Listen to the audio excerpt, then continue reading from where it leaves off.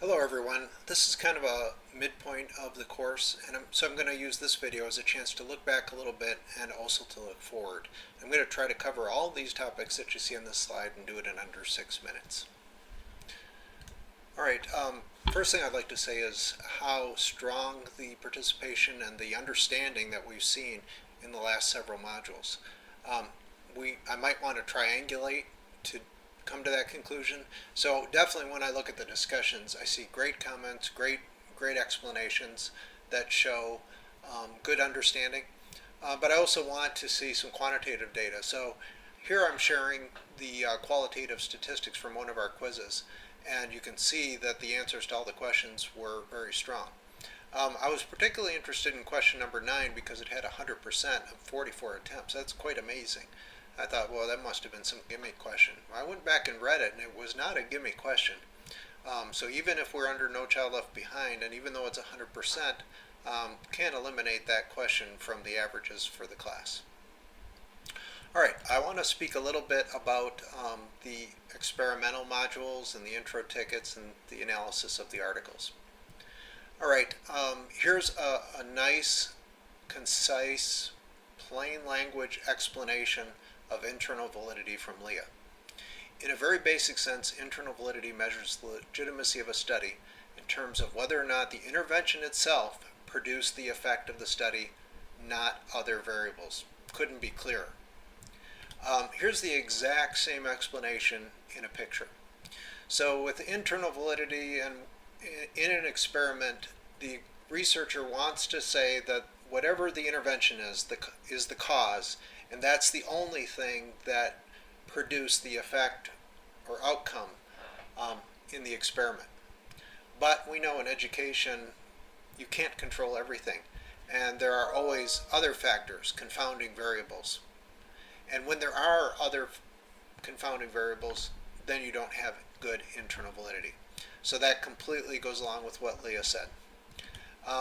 The analysis in the groups of the two articles that we looked at was very strong. I could have picked out so many answers here, but I'm going to pick out Shaniqua's because I sense from Shaniqua, who has a science background, going beyond just saying what the problems were with the computerized self-assessment article, but also just frustration that the article was so bad.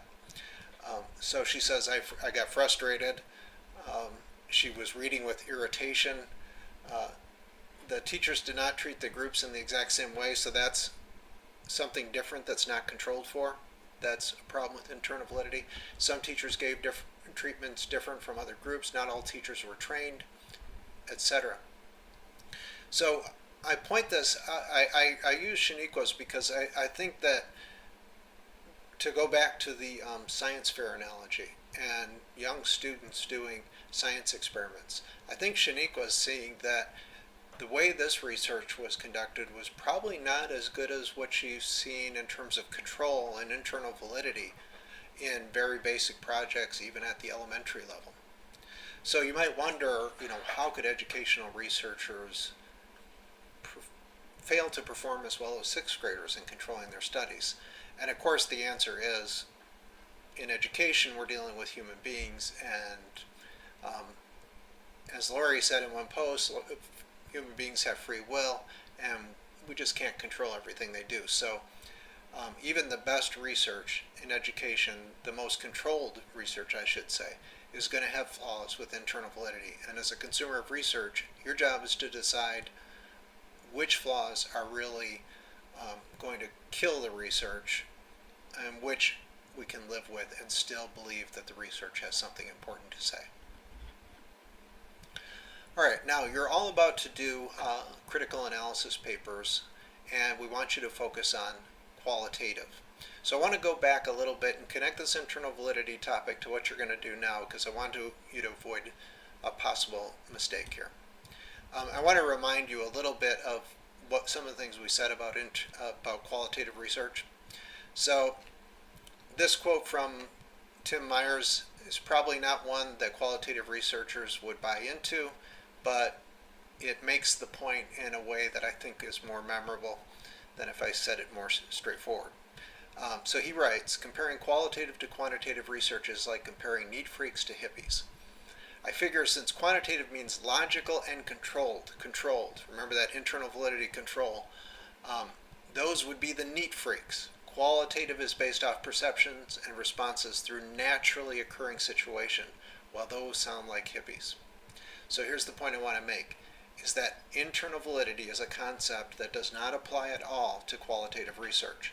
So when you're critiquing your qualitative article, if you find yourself saying this study had no internal validity, you're making a critique that is completely unrelated to qualitative research, so don't do that. You would never say to a hippie, wow, you're doing great because you've controlled your life in every possible way and you're following all the rules exactly as you should.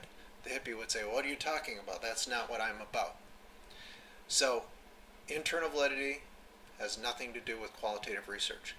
Also, I'm not spending time here on external validity, but the same thing is true in external validity. Qualitative researchers are not trying to generalize their findings to large populations. They're trying to find connections and understanding that might be relevant or might enhance your understanding of certain contexts, but not to try to generalize.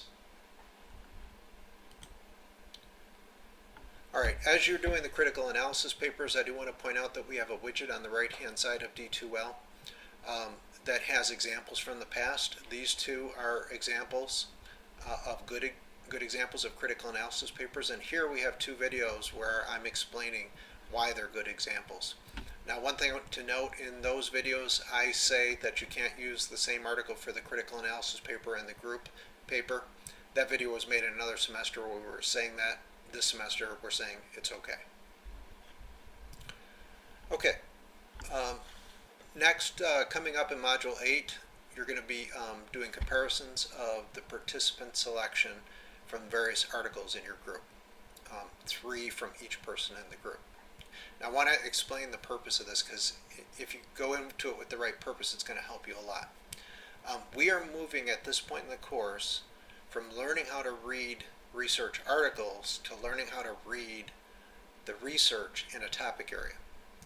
So just like there's a way to read a particular article and things you have to get used to, when you become a little bit more expert in a particular subject area, there are things you begin to look for in that subject area.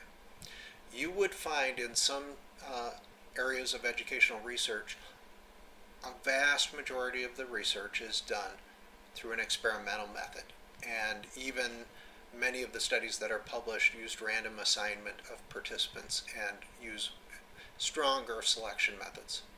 And there are other areas of educational research where participant selection is very weak, it's all a matter of convenience, etc. So what we want you to do is look for patterns, compare and contrast your articles and how they did participant selection, look for patterns, see if you can start to understand the bigger picture of the research in your topic area.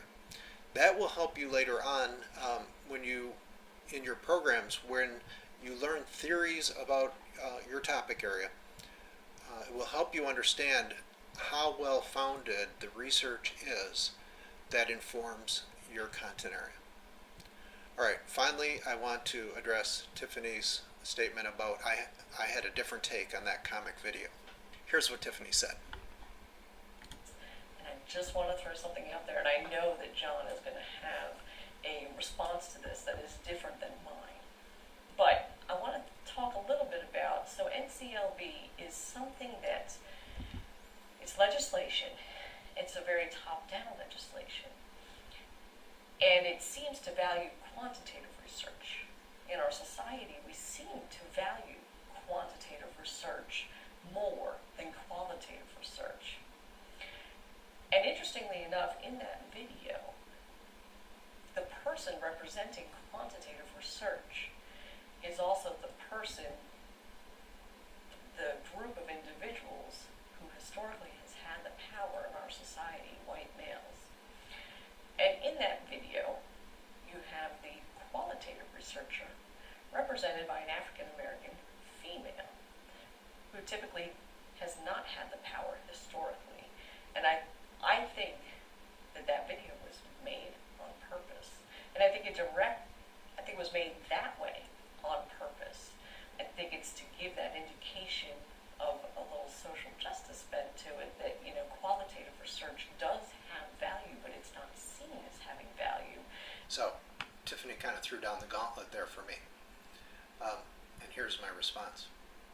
Unfortunately, I do agree with Tiffany's analysis. It's clearly done on purpose, the way the roles are set up for that particular video. But it does kind of bug me in a way, so I'm going to admit that and explain why. The reason it bugs me is because Tiffany was talking about how in our society quantitative research is valued. But when I view that video, I view it through the eyes of somebody who's involved with educational researchers, and I believe that video was made for other educational researchers. And within the realm of educational research, the idea that quantitative research is the best way to understand a child is really not the dominant view. It would be almost a view that you would have to defend in order to make that view. And the way this video does it, I think it is not just trying to make the point that both can be valuable or that we need balance, but it's actually trying to ridicule the perspective that is the least predominant perspective in educational research. And this is the part of the video that makes me feel that way. I am a quantitative researcher, so I am planning to use numbers, test scores and measurements. This way, I will be able to assign a number to each child. How can you describe something as complex as a person using numbers? Right there. So when he says, I'm going to assign a number to each child, and she comes back with that biting response, I feel like it's ridicule, and ridicule that it's done within an audience of people that would already hold that presumption. There you go, Tiffany. Ball's in your court.